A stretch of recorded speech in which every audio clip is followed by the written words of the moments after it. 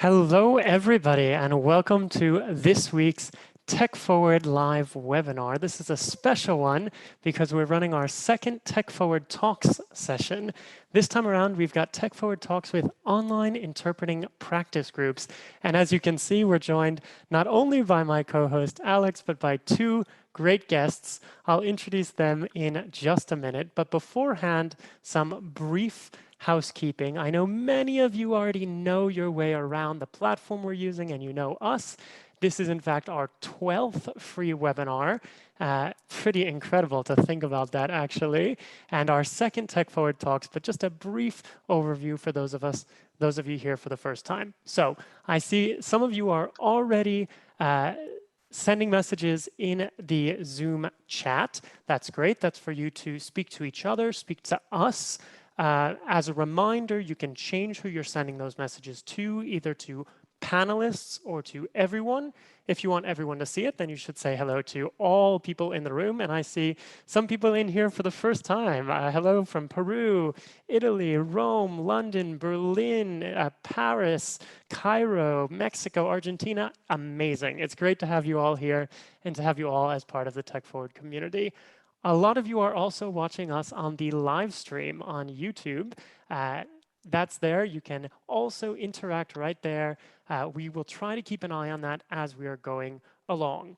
Today's webinar will be about an hour. That's what we usually aim for. We've got a lot to cover, including lots of questions that you sent in. So we'll do our best to stick to that hour timeline.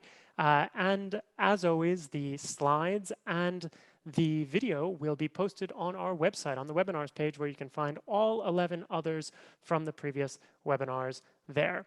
So I mentioned the chat box. If you have a question that you want us to see, please put that in the Q&A. Just because the chat box can get a little bit crazy. In fact, there are 22 new messages right now that I've missed. So that's quite a lot. And as always, we've got a special product to tell you about at the end. But before we get there, hello, Alex. How's it going? Oops, we can't hear you. See, I got a new headset and it has a dedicated mute button, so should have remembered to turn that off. Okay, I just want to say hello from Brussels. It's lovely to see my fellow panelists and see everyone joining in the chat and in the participant list. So welcome to this week's webinar. I want to dive right in and I want to introduce you to our two guests today who don't need any introduction, I'm pretty sure, but here we are. First of all, to my right in the Zoom panel is Ele Regin, who joins us from Paris. Hello there from the PIPS, Paris Interpreting Practice Sessions. And we have from Brussels too, actually, Federica Mamini, who's joining us as the representative of the Interpreters in Brussels Practice Group. So welcome to both of you. Do you want to say a quick hello? Hello, thank you. Hi, thanks for having us. It's wonderful to have you here. Yeah, this was an idea that we've been preparing for a while, and I think people saw that on social media as well, that we were working on this, and we're very glad it's finally happening. So here's a quick overview of what we have planned for today's session. So first of all, we want to talk a little bit about the origin story of the two practice groups that we have here on our webinar today. We want to get into the question of why practice and peer feedback matter. Obviously, those are important things. We want to learn a little bit about how the practice groups actually work. I'm very curious about that. We want to, of course, this being a tech forward session, we want to look into how they make use of technology, both on site and now in their online scenario, basically, how they took the practice groups online as well. We will be talking about individual practice and give you a few tips for that as well. And of course, want to take a look at what the future brings for the two practice groups and others in fact. But for those of us who have been on webinars like this before, you know, there's usually a poll in the beginning and we don't want to let you down. So here's our first poll of the day, which I am going to launch. So get ready for this poll. Today's poll is actually about practice groups. In fact, as you'll see in just a second, who would have thought? There it is. The question is, have you ever joined a practice group? And your options are yes in person, yes, online, and no. And of course, you can answer more than one of those. And if you're watching on the YouTube stream, hello to all of you. I saw that there's a lot of you there. Feel free to type your answers into the chat there. And as a reminder, you can also like us and follow us to make sure you get all of our content there. So here are the answers coming in. I see 78% of you have already answered. We will give you just another 15 seconds or so. I think And people are just busy chatting, it looks like, saying hello to everyone, which is fine, perfectly fine. So I'll just give you a few more seconds and then we're gonna close the poll. Gonna do that right now. Let's take a look at the results. Here we go. alrighty, so yes, we have 42% of you who have joined a practice group in person, 33% online, and a little under half of you who've never joined a practice group. Well, you're going to find out how you can do that even from your own homes today. you didn't say from the comfort of your own home. maybe people are getting a bit tired of the comfort of their own home now. I think they might be. All right, so I think we're ready to actually hear from our guests. They've been sitting patiently. So many questions. Yeah. But we've got our very first question, which you sent in upon enrolling. This was a question from Laura. Thanks very much for that, said, by the way. We got a lot of great questions from you. Yeah, it was great. And Laura's question was, how were your groups started? And we thought that's a perfect place to start. Federica, would you like to tackle this one first? Yes, so IBPG was first set up in 2013, and since then we've been running the sessions at KU Leuven University in Brussels, which grants us the use of the interpreting lab. And well, it's been great organizing the sessions. Today I'm representing the IBPG team. There are Arnaud, who is the liaison officer between IBPG and PIPS, Isha, Marianne, and Remy. And they're here today. They're listening to us, so I'm very happy to be here to represent them. Ellie, do you want to get next? Sure. So PIPS began in October 2018 in Paris. It all started a bit before that, though, because obviously lots of planning goes into a practice group. And we were very lucky that we were able to begin the group. And I say we because I also am just one of a team. So it all started from my side, when I moved to Paris and met Andy Gillies, who introduced me to the then head of ISIT, the interpreting school, Alicia. And she led me to meet Arnaud Pret, who is my co-founder. And together we were able to found this amazing team and discover that we had all of the same great ideas for a practice group.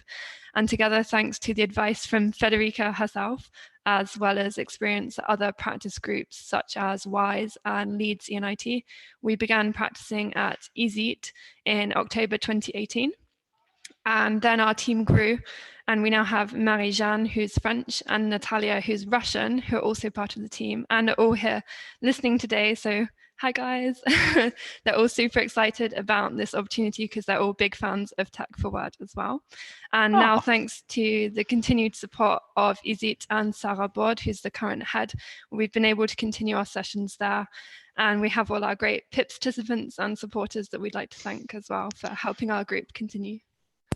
I really like the puns that you're using. PIPS participant is great. By the way. We'd love to say a special hi to all the PIPS participants and all the IBPG people and all of the people Pipstigators, maybe? who have joined any practice group, because there are others. And we thought we should start this session off by mentioning that there are lots of different practice groups out there. We've invited 2 representatives, but we wanted to say, to tell those of you who are with us about other groups. So for example, there's a group in Madrid called REPRI, the Simultaneous Interpretation Practice Group. There's a group in Toronto. There's a group in Barcelona, and there are plenty of others. We also put Lexica and Cultural Bridges on here. That's run by our colleagues Maha and Darinka, who've been staging all sorts of sessions for people to practice online. So there are lots of practice groups out there, but we are interested in diving right into what you do as practice groups. And the first section of questions is going to be about why practice and why peer feedback is important. So We know this is a kind of thorny question to start things off, but what are the do's and don'ts of peer feedback in a practice group? Fede, do you want to tackle this one? Yeah, that's an easy question. Well, first of all, I think we all think giving and receiving feedback is not easy at all. So there isn't a silver bullet. But we believe that deliberate practice is a highly structured activity. It should be intentional, aimed at improving your performance, your interpreting skills, and preferably combined with immediate feedback. To do so, we need motivation. How do we find motivation? Well, social interaction and peer support are paramount. And so practice groups are an excellent forum for social interaction. And thanks to the informal moments which foster the building of trust, we can easily give and receive feedback.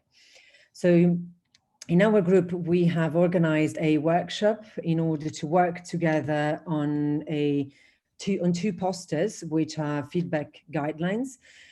We did it all together with the members who actively shape the content of our sessions. Our guidelines are based on SCIG's accreditation criteria, but then we added a couple of golden rules. For example, when you start, before you go into the booth, you try to identify a goal or the aim of your practice, you share it with your feedback giver, and then when the person has to give feedback, the person should start by asking the person who practiced how they felt, if the speech was difficult or not, just to get into the mood, the feedback mood. And that's it. So we printed out two posters that we used when we held on-site sessions. And now that we switched into the online mode, we send the feedback forms by email so our members can use them. That sounds great. Anything you want to add, Ele? I really love that you guys have created this feedback form together with your participants, and that's definitely something that we'd like to do with PIPS too. I think it's a good way to structure the feedback. Exactly. So I think that's the answer to the second question as well about the feedback rubrics that we have right here. So why don't we move on to the next question? Which is indeed more or less the same thing. The best way to set your goals and measure your practice. Yeah, I think that actually you've pretty much covered that. You said people come in with an intention, they state what it is, you can put it in the feedback form, and that is indeed at the heart of deliberate practice. And speaking of deliberate practice and feedback forms, I'll just mention something that many of you who are part of the Tech Forward community already know about, which is our own Tech Forward online feedback forms. We have these feedback forms for interpreting practice. There's all sorts of different forms in there, forms for self-assessment and for peer assessment. And in some of those forms, you can actually set your own aim for deliberate practice. And I think that that's the best thing to do, really. I know I've taken that question. I don't know if either one of you wants to chime in. Okay, I think that we're good then. So now we wanted to talk a little bit about how practice groups work. And we have a series of questions on that. So Olivia asked about other practice groups. We've already heard about a few, but I see in the chat, Marta mentioned the London Interpreting Practice Group in London, supported by London Met as well. That's great. And that there's one that is being built in Italy too. So it's great to see that there are so many practice groups out there. And we wanted to ask you, is there a standard recipe to make things work in a practice group? Well, I think it all really depends on the goal of the practice group. And of course, everything comes in different shapes and sizes. So perhaps you're a student and you practice with your classmates. That's a practice group. Or you might be professional interpreters practicing like IBPG and PIPS. But I think most practice groups are really based around the same goals. So to give and receive feedback, to work in this peer-to-peer environment, to give speeches, obviously to practice your interpreting skills and to improve your skills. Maybe you're upgrading a C language to a B language. I think there are all these different goals that would shape your practice group. But I would say that in terms of a standard recipe, maybe we all use the same ingredients and make a slightly different cake. Ah. Andrea, did you notice that? There was talk about cake here. Always good. Excellent. Thanks very much. And I think that answers the question that we had there in the Q&A. Thanks for that, by the way, which kind of was about the recipe, indeed. Let's move on to the next question, which comes to us from Julia. What about the level? I mean, about the participation. Who can be in these practice groups? What level should you have? Is there any sort of stratification? Do you distribute people into groups? And what about students? Are students allowed to participate as well? I'm going to throw this first question to Federica. Okay, so the composition of our group is varied, but always proficient, ranging from EU or international organization freelance interpreters to freelance working on the private market or recent graduates. We do not divide them into groups according to their professional backgrounds, because the idea is to merge experiences all together and to share our ideas. As for students, there are some spots for KU Leuven students, because obviously the university is so nice that they have granted us the use of the interpreting lab. And so we've decided to give their students the opportunity to practice with us. However, our feedback and the speeches might not be suitable for the students, and it could actually damage their progress. This is why we have decided to invite and to include only conference interpreters. However, we record our speeches, which are then put online on our YouTube page, and those are available to the entire interpreting community, students included, obviously. Awesome. Yeah, that's something I really like about the practice groups, is the sharing of the speeches and the material that you work with. That's really great. And maybe another question that is sort of related here for Ele. Do we need a partner to join? Is a partner assigned? How does that work? I don't know if there's probably a difference between online and offline in this case. So there's definitely a difference between online and offline, because in person, obviously, it depends who's there. And you may come with a chosen booth partner. We might suggest that you practice with someone new. Online, currently, we strongly encourage you to come with a partner, just because it makes things a bit simpler. But it's also still an opportunity to meet someone new and practice with someone new. We can assist in the partner finding, but we would encourage people in order to have one, although it's not compulsory. That sounds great. Thank you. Should we? Yeah, I think there's one maybe kind of important question that sort of revolves or is related to the workings and organization of the practice groups, which is about money. So direct question, does it cost anything for participants to participate? Do you charge? We do. We charge an annual fee of 15 euros in order to cover the main expenses, meaning website management. That's it. But apart from that, everything else is covered by the members when we organize trainings. We co-organize trainings. This is, of course, an individual fee they will have to pay. And PIPS doesn't have a fee because we currently don't have any costs, so we're free. Well, I think that's almost a philosophical question. Of course, there's a lot of cost or input, that goes into organizing these groups. It's a lot of work, and I think we've seen a little bit of that. Okay, but I think that's a good occasion now for us to get into our core interest or core topic, maybe, which is, of course, technology. So we wanted to look a little bit about how technology is used in the practice groups. And the first question that we have on this topic is actually about the on-site training. What about technology used during on-site training? Because as we've just heard, speeches are recorded, they're uploaded to YouTube. So that would be my first question to Federica. So on-site training, we record the speeches using a laptop and an external mic to improve the sound quality. Apart from that, we don't use any other technology. when we decided to go online, that's a different matter, but I guess we'll get to that later. Yes, absolutely. Absolutely. We'll get to that later. But I think sort of a related question, before the current pandemic, did you have any remote practice sessions before, or was that really something that started with sort of this new or not so new situation that we're finding ourselves in at the moment? Not at all. Question to both of you, I guess. Yeah. That was a first attempt, and I must say that we're very happy because it opened up to thousands of opportunities and new colleagues and new speakers. It's been a wonderful journey. Okay. Do you want to get into that straight away? Because I mean, it's kind of one of the upcoming topics. Do you want to speak on those sort of opportunities that have opened up already? Please, Ele, maybe you. Sort of your favorite thing, maybe that has happened because of this. I'm not sure there's one favorite thing. I mean, it's really been such a great experience and an opportunity to meet so many new people.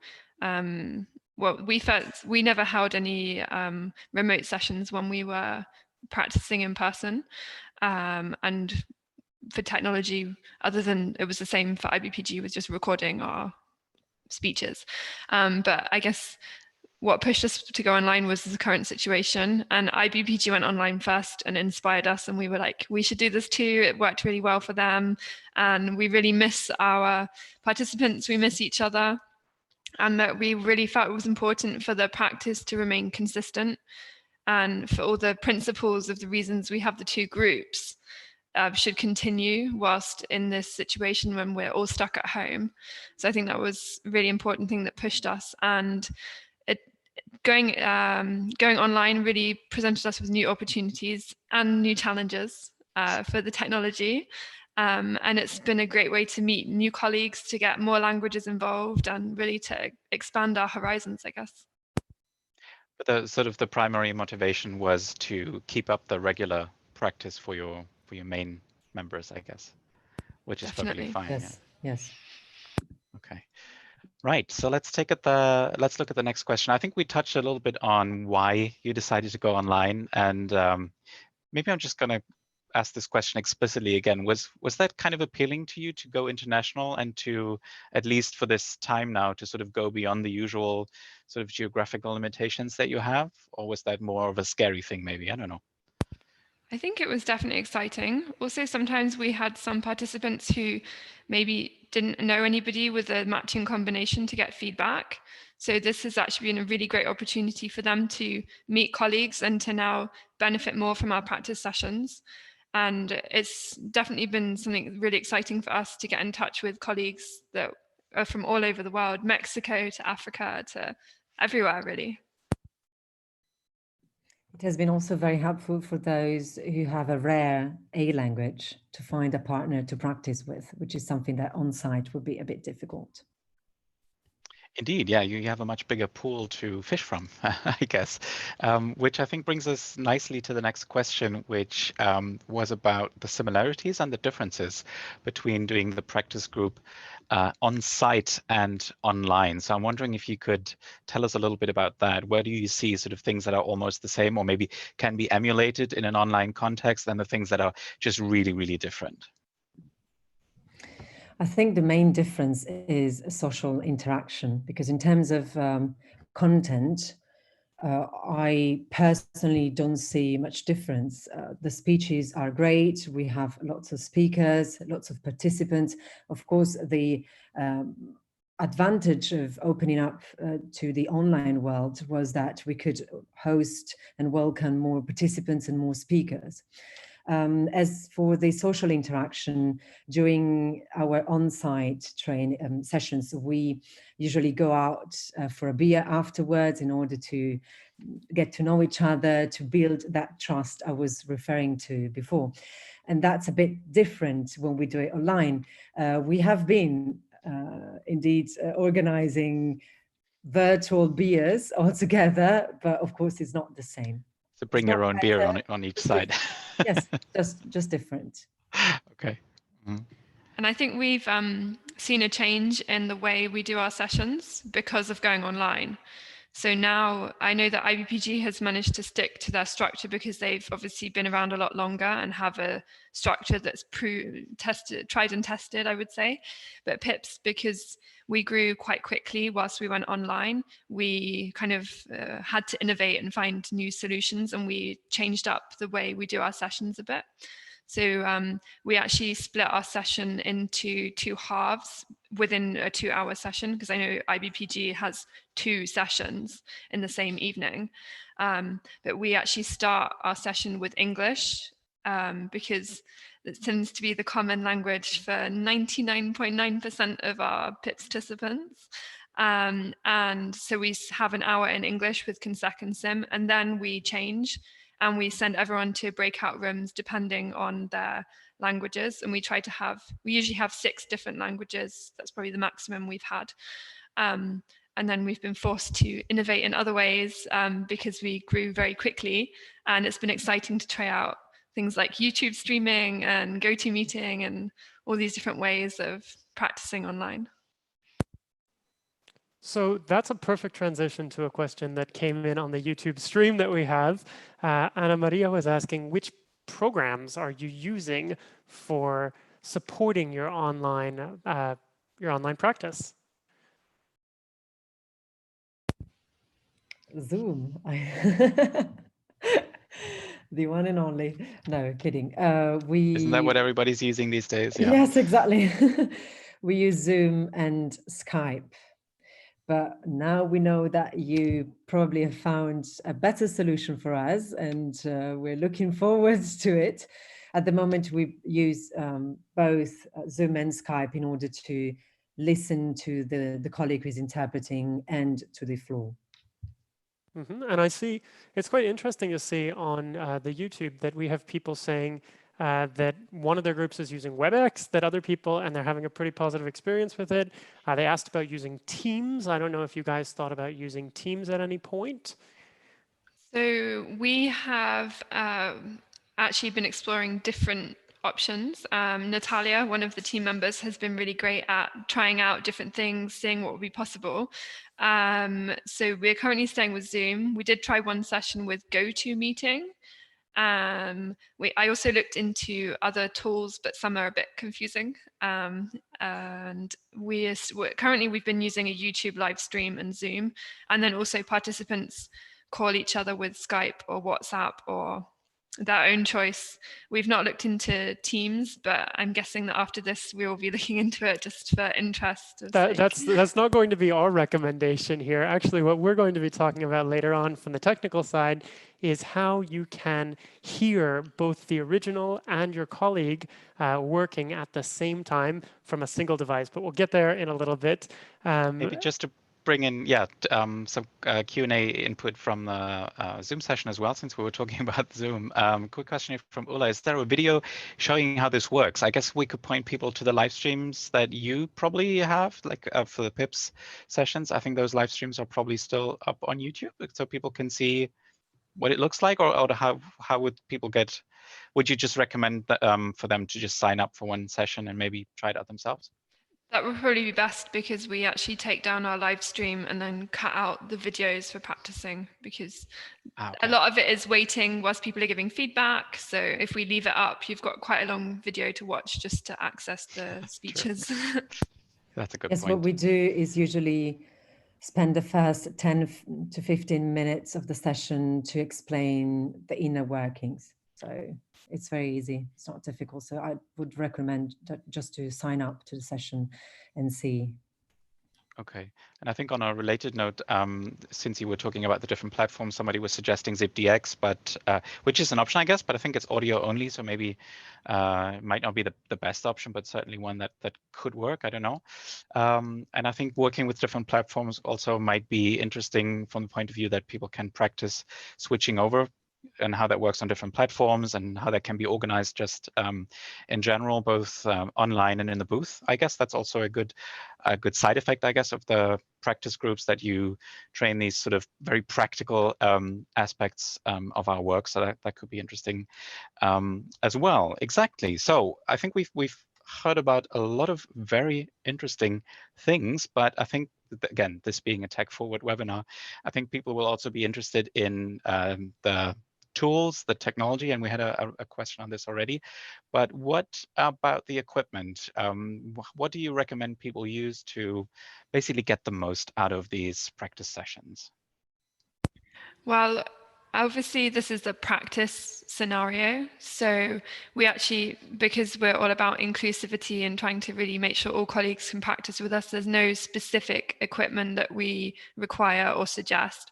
Obviously, if you have a good internet connection and a good pair of headphones, that will definitely improve your experience of the practice session. We suggest that people use 2 different devices currently. Although we're obviously waiting to hear what you found for us. That's just so that people can hear their partner in one ear and the original in the other. Sorry, no pressure on the solution. But we don't say you have to have something specific, just, of course, the better your connection, the better you're going to hear everything. The better your mic. Yeah, that's something we also insist on. So we urge our speakers to use a headset with inbuilt mic.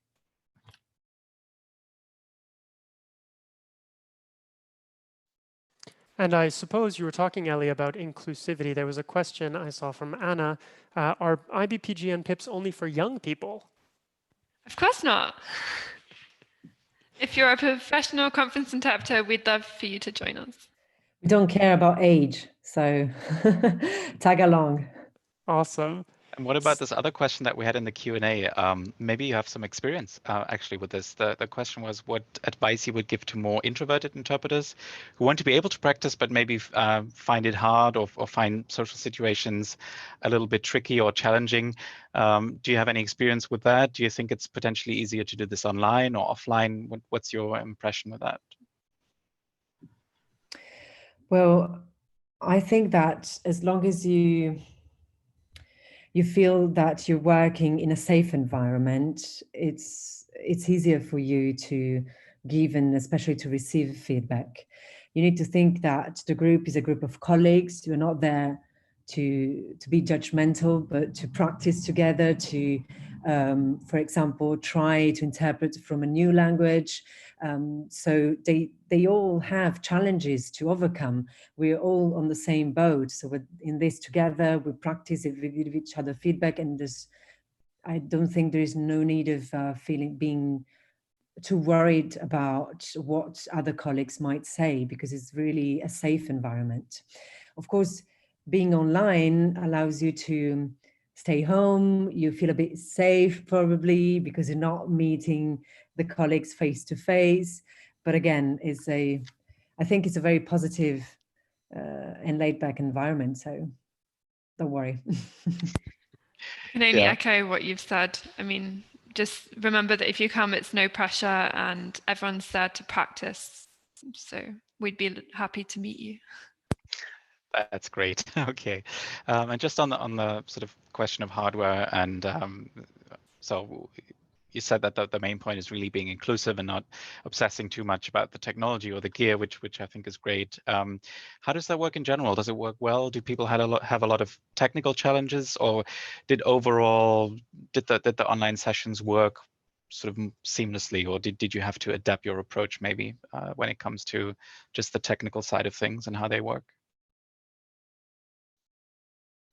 I would say that obviously it depends on the person, because some people might be super into technology and some people might have found this a real challenge.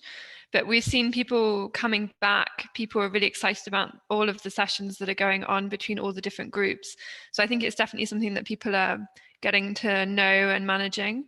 But I'd say one of the challenges from my perspective is that I can't help people. So if someone's really stuck, usually if they can't work out how to listen in via the floor and stuff, you can go in the booth and you can help them out if it's a console they haven't seen before, if there's a technical glitch. But now we are really stuck. Other than trying to give instructions, click here, it's actually a bit frustrating because we feel helpless. Tech support is very difficult remotely, yes. But we're trying to help, slowly but surely putting together a collection of videos that can talk you through some of the aspects of the tech that we're using in our daily lives now. So a brief moment to say that if anybody hasn't found it yet, we have a great collection of videos on YouTube that's growing by the week with lots more tips and tricks for you there. And we also have lots of things on our online platform, but we'll get to that in a minute, which I think maybe That's is actually a good comment, because we had a question on just that, right, about digital tools for note-taking, a question from Anna. So good occasion maybe to get a little plug-in. Indeed. And as you may know, Alex and I are very keen on using digital tools for note-taking. You can see I've got my iPad right here with my stylus, and we have been strong proponents of this for a long time. We have run 2 free webinars on note-taking already, talking about how you can use any type of mobile device that you have to support your note-taking. And we also have a course called Cutting Edge Consecutive on your iPad, which is an on-demand course that will teach you the ins and outs of using an iPad for note-taking, which apps work best, how you can do it for consecutive, what about if you just want to jot something down, even a little bit on handwriting recognition, what stylus is best. There's all sorts of great stuff in that course, which is part of our series of iPad courses. We'll talk more about that in a moment. So that's our thoughts on digital tools for note-taking. I don't know if either of you wants to chime in on that. Anything, do you take notes digitally while you're working? No, but I've been learning a lot recently, thanks to you and your webinars. I actually bought an iPad at the end of last year in order to start using it for consec notes, and is my main tool in general. And I've been using our in-person practice sessions to practice and hone my skills at this, because obviously I'm not going to use it on a job for the first time. So I've actually been practicing. That's my practice purpose, has been to actually get that up to scratch. And you guys have given great tips, I have to say. I'm so glad to Thank hear you. that, Ellie. And I'm so glad to hear you saying that you are practicing this before you take it out for an actual job. That's a piece of recommendation we give everybody, is make sure to practice, really learn the ins and outs of the tool, and then slowly but surely build up to using it on first easier jobs and then more complicated jobs. And I think that now we're getting into sort of the heart of our technical questions. One of them is, from a technical point of view, what's missing for your practice groups?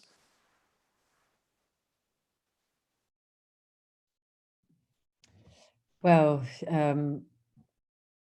first of all, I think a solution which would allow us to listen to the floor and to the interpreter using one device. This is our main concern, because now we need 2 devices.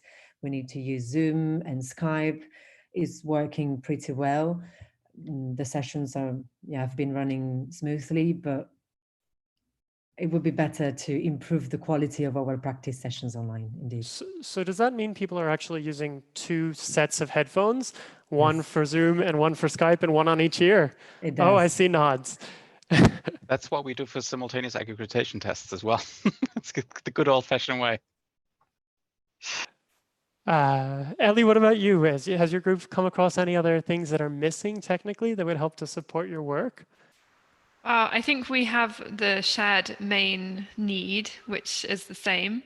The only other thing I would say is that once you reach the threshold of 100 people attending, then it becomes a whole different ball game with how to make sure we can include everyone and have a suitable situation. And sometimes Zoom is a bit tricky to use when we set up the breakout rooms and all of this situation. So if you could have the perfect online tool for us to provide our speeches whilst having one device. I'm probably asking for a lot here. Yes. We're aiming for workable, not perfect. Yes. Workable exactly. is fine. Yeah, we're working on that, exactly. maybe we just take a look at that right now. Yeah, let's do it. Getting the right mix. And some of you may have seen this on social media.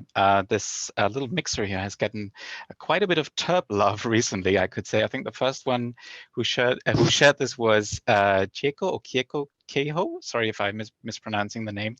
On LinkedIn or Twitter. I'm not quite sure. I think it was on both platforms even. And she was the first to recommend this little mixer that you can, well, currently, apparently it's sold out on Amazon because of all the interpreters getting one, I'm assuming. But you should find similar models online.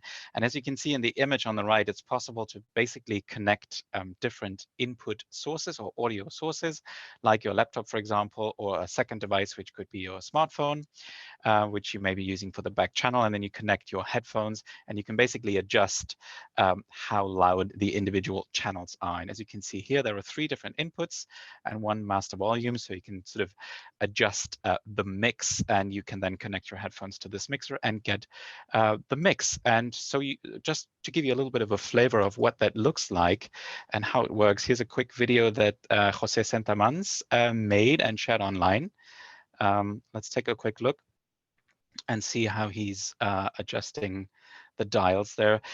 If you go to, we'll share the link, of course, in the slides, so you can go to YouTube and see what it looks like. But as you can see, there's lots of cables involved. So there are 2 inputs up top. Then there's a battery cable or a electricity supply, basically, on the right. I think it is possible to battery power this little mixer, but you can also connect it to the USB port or to a charger, I guess, and then just connect your headset. So it still involves a little bit of fiddling. So that's where our research session came in, right, Josh? So we had a quick look at how it might be possible to do this just on your main device, i.e. your laptop. Indeed, we did, and it was quite an intense research session, if I do say so myself. And a long one. Over the course of several days. But as Tom said on Twitter, it was fun, though. I'll admit it was fun. We're searching for the holy grail here and trying to find a solution. And that's one of the things we love doing at techforward is going fishing, going on expeditions to try to find tech solutions that we can then share with you. So what you can see on the screen is one of them. This is called Audio Hijack. Audio Hijack is a program available for Mac OS. So this is only for Mac. We'll get to the Windows equivalent in a minute.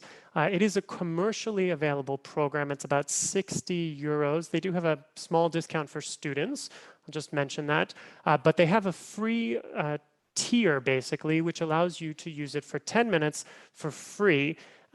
Which is pretty much the length of one of these speeches in one of your practice sessions. So we thought it could be a good option. And I'm going to show you just how easy it is to set up what you're seeing on the screen. So what we have here is Audio Hijack right there. And we are just going to set it up with our various sources. So first of all, I'll add an application. I'll just click on that and make that one be Zoom. Most of us are using Zoom, so Zoom will be one of my sources of audio. Now, I need to back up. You were saying, well, we're hoping to find something that doesn't use Zoom and Skype or Zoom and FaceTime or Zoom and whatever at the same time. Unfortunately, you are going to need 2 different channels, the audio going with both of these, one of them muted, one of them not muted, so that you can hear the audio coming in one ear and hear the version from your colleague in the other ear, in their rendition. So what is the other ear going to be? Well, here we go. We'll add another application. And this could be anything, but for this purpose, we'll make it Skype. All right. Now, I said we want to hear in one ear, each of them in one ear. So we're just going to add the panning. Panning is what allows you to hear on the left side or the right side. And we will go ahead and add one for each of the applications. We'll put Zoom 100% on the left and Skype 100% on the right. And you might also want to be able to adjust the volume levels of what you're listening to. So you might want the original speech to be a bit softer and your colleague's rendition to be a bit louder, or vice versa.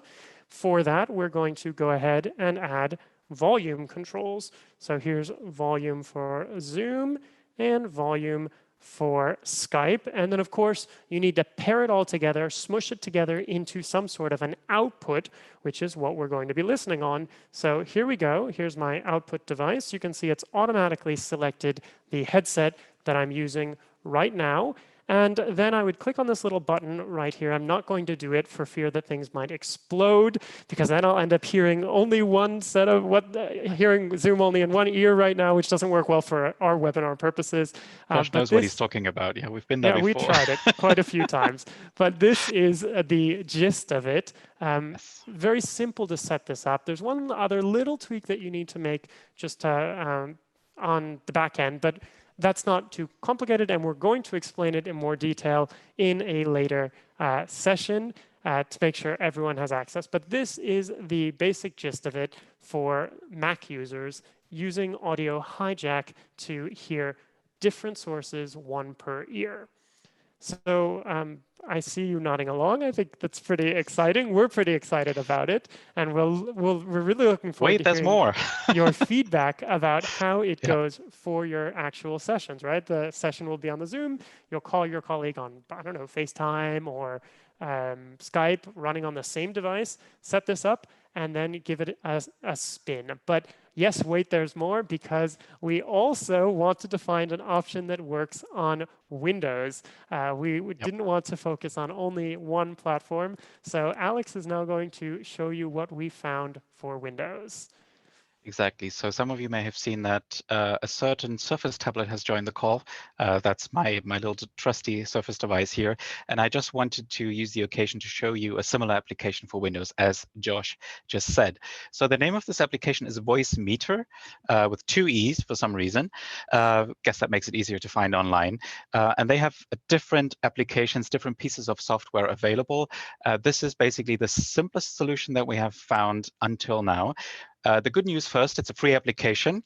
It takes a little bit of setup, but it's not super complicated. And at the risk of pointing this out again, we are working on tutorials that will take you through each and every step of this to make it as easy as possible. So if you take a closer look, you'll see here that we have different inputs. That's sort of towards the left of the software here, where we have the microphone setup or your headset that you might be using. Then on number 2, we have Zoom, just as an example here, which is sort of looped or piped into this piece of software, and then we have Skype as well. Again, with the advantage that we can adjust the individual volumes here. We can boost the audio a little bit if it's coming in a little bit too weak. Basically, we can also do the panning, so adjust the signal to the left and to the right. Also with this channel here, which happens to be the one that we're using Skype on, you can even have an equalizer, so you can actually you have that on all channels, so you can sort of play with sound. Maybe if the sound is a little bit bassy that's coming in, it's making it difficult to understand against your own voice, you can play with the frequencies and sort of improve the understandability, if you will. And then just on the right-hand side, you can adjust the master volume. So basically, it's almost the same as Audio Hijack. Maybe it's not quite as easy to use. You don't get to have these building blocks, but I think this is one of the easiest solutions out there at the moment, and I'm really looking forward to building a full tutorial about this with Josh, actually. Yeah, so I'm just looking at the screen. I know some of you might be going, whoa, that looks overwhelming. I see all these knobs and things to fiddle with. The It could be much worse, believe me. For Mac looked easier. Well, it's the same kinds of controls, basically. For the Audio Hijack, you just added in the building blocks that you wanted to make little tweaks and adjustments. And this one, you've got it all on the screen, but you're only going to have to touch a small number of them. So don't worry too much about it. Yeah, and touch is a great word, by the way, because you can, if you have a touch screen like a Surface device, for example, or one of these convertibles, you can actually just use your finger to control it, which is very intuitive and very easy to do. So I guess watch this space would be the right thing to say in that case. And on this point, I want to take a question from Daphne. The question is, what if you have a Mac, but your partner doesn't? Very good question. Each person will probably want to set this up so that each person can hear one piece of the audio, right, the original or the rendition in one ear and the other in the other ear. So you're actually, regardless of what tool you have or your partner has, you're each going to set it up on your own end. to get the balance right, depending on whether you're listening or whether you are interpreting at the time. And yes, we tested it. When you're interpreting, it's totally possible to not hear your voice coming back into your headset as you're going along. It's a little tweaking to get it right, but it's totally possible because that definitely doesn't work. But admitted, we had fun figuring this out. Oh, absolutely. Absolutely. Okay. Good. Enough of the nerdery, right? Should we get back to the topic at hand, as it were? Yes. Okay, so I think we are moving into just a few questions about how to keep practicing. If you want to practice on your own, this was a question that Radwa sent in. If I want to practice on my own, what's out there? Are there free sites? Are there free apps? What are some thoughts on this? Maybe we'll let you, I mean, we prepared a slide actually that talks people through it. So maybe we'll just go straight to that and then you can answer anything else you have to say. So first of all, I wanted to say— just comment on what we see, yeah. Yeah, look, we've put links to literally about 7,000 videos that you can use for practice purposes on this single slide. That's pretty crazy. 7,000 videos on a slide from your practice groups, from other practice groups that have YouTube pages, from the WISE Interpreting Workshops, which is sort of like a summer practice group, the great speech pool resource that Sophie Llewellyn-Smith put together, probably about 5-6 years ago now, which people keep adding speeches to, and the speech repository from the institution that you work for, Alex, from the European Commission, with nearly 4,000 speeches. There are speeches in all sorts of languages, not only EU languages, but others as well on these pages. So those are some of our ideas for where you find practice materials. But if you're practicing on your own and you can't make it to one of the sessions that the practice groups are running, what if you want to find a partner to practice with? Well, some colleagues of ours also have a great tool for that. It's called Interpret Time Bank. It's basically a time bank. So when you sign up, you type a message, look for a partner, find somebody who has the languages you're looking for at the time you're looking for. You put in a few times, and then you give 30 minutes to the time bank, and then you're getting 30 minutes back in return. It's that simple. I've done it. I've found people to practice with when I was working on my Portuguese, for example. So that's another great way to find a practice partner. What about you two and your practice groups? What do you think about this question?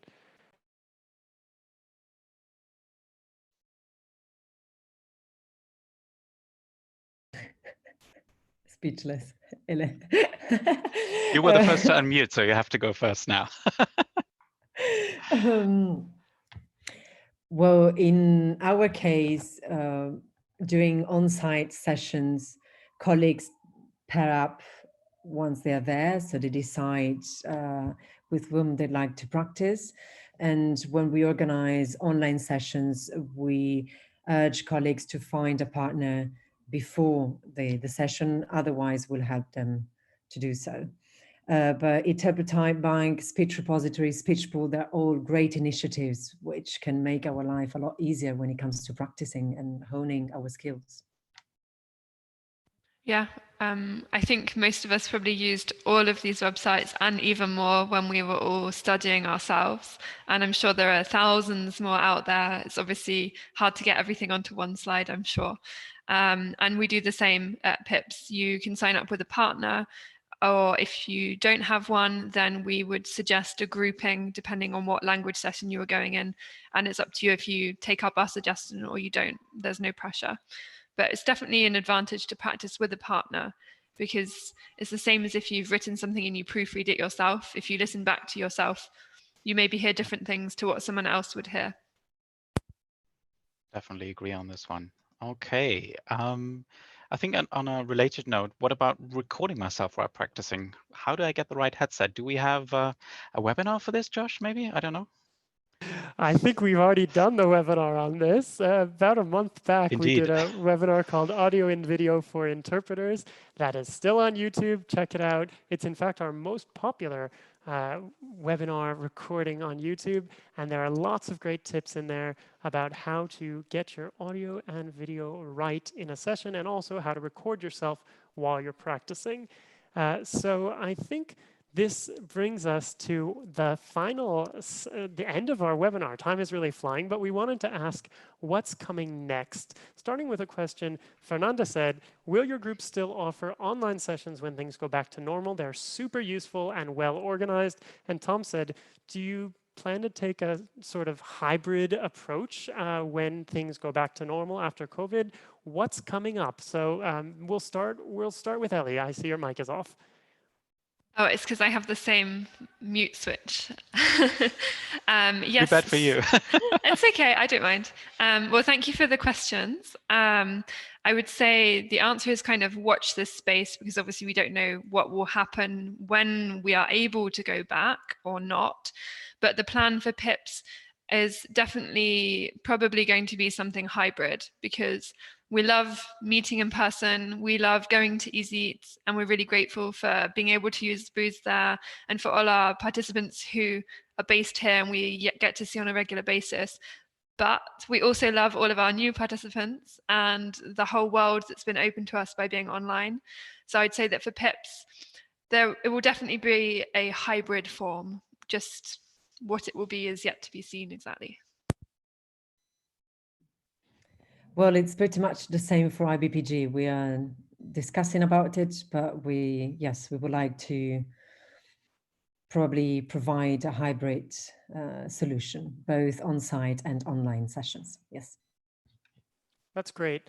Maybe before we talk about a few great new initiatives you're about to launch right now, I just wanted to answer one or two more questions that I've seen coming in. So several people on the YouTube stream were saying, wouldn't using audio hijack or any single device setup potentially stress your bandwidth or processing power? I think that's a really good question.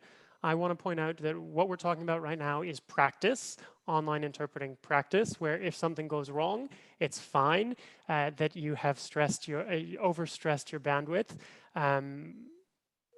And I think that the point is to actually avoid overstressing the bandwidth and to avoid possibly having too many devices eating up bandwidth, right? I mean, that was kind of the motivation. And what we did actually was to turn our video off when we were doing this. We didn't need the video on the back channel by any means. So it's just a little additional bandwidth there from the audio that's being streamed. But I think it's a very important question. I think we'll have to keep testing it out. This is something new that we've just been exploring, but it's a really important point. So I did want to answer that. And I think maybe one final question before we start wrapping up from Rebecca. What can working experienced interpreters do more of to support your excellent groups? Join our sessions, prepare speeches, and yes, just tag along. That would be great. We'd love to see you with us. Excellent. I think it leaves us maybe time for another question about the RSI platforms that we've talked about a little bit. Is that an idea maybe that you team up, well, maybe not team up for these platforms, but maybe try using different platforms just in a practice environment? Or is that not something that you would be interested in? Like something like Kudo, for example, or ZipDX was mentioned as well, or VoiceBoxer, just not to name just one. Well, we haven't discussed about it, but the main issue for us will be the price, because we will need to pay for these platforms and we have a very limited budget. So we would need to ask to our members whether they agree or not.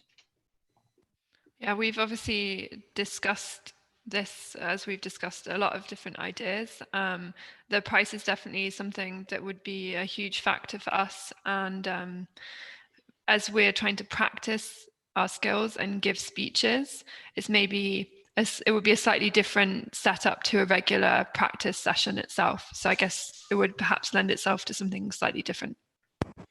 Sounds good. Exactly. So I'm afraid it is almost time to, well, it is time to wrap up.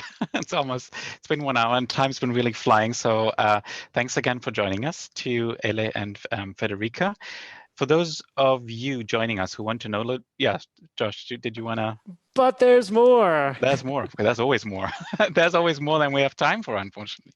But if you want to find the 2 practice groups on social media, you can.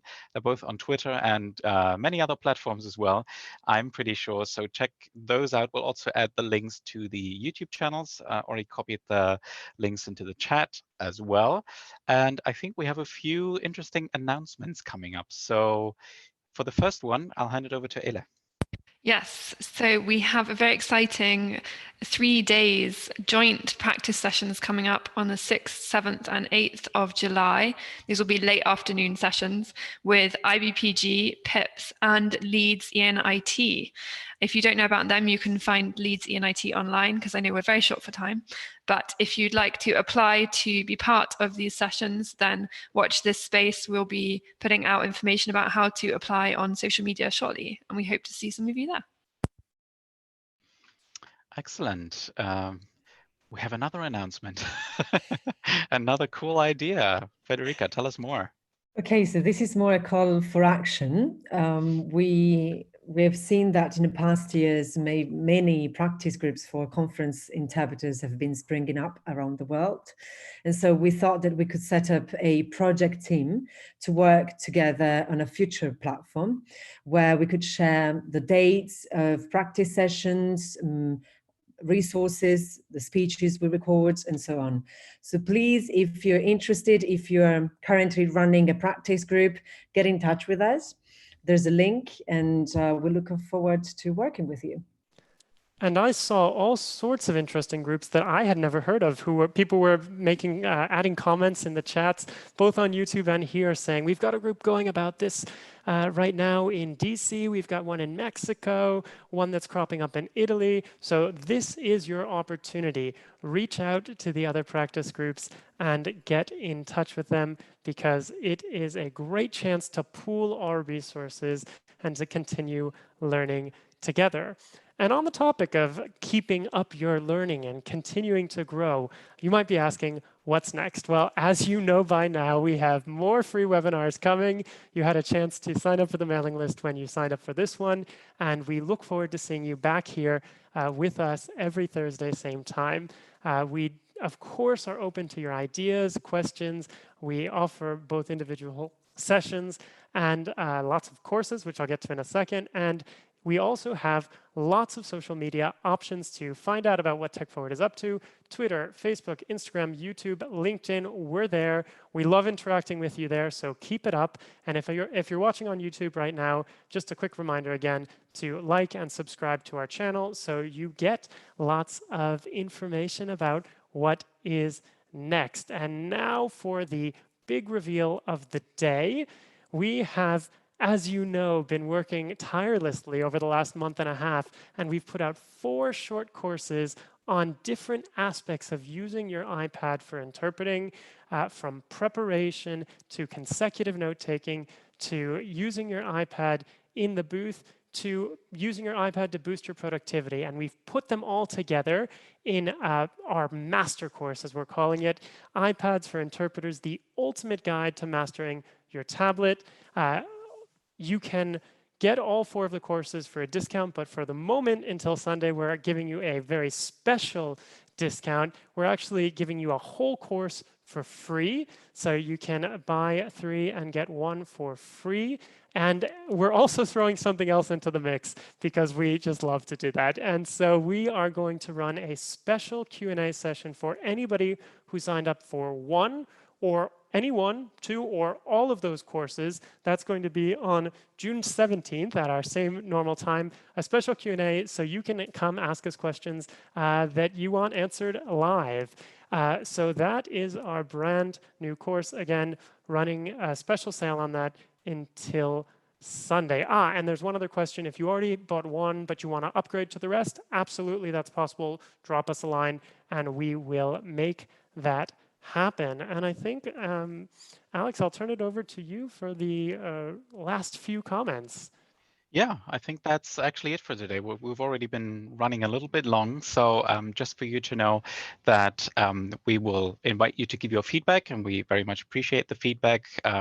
critical comments, positive comments on the webinar you have seen today or that you have seen in the past maybe. And we also give you the opportunity to provide us with ideas.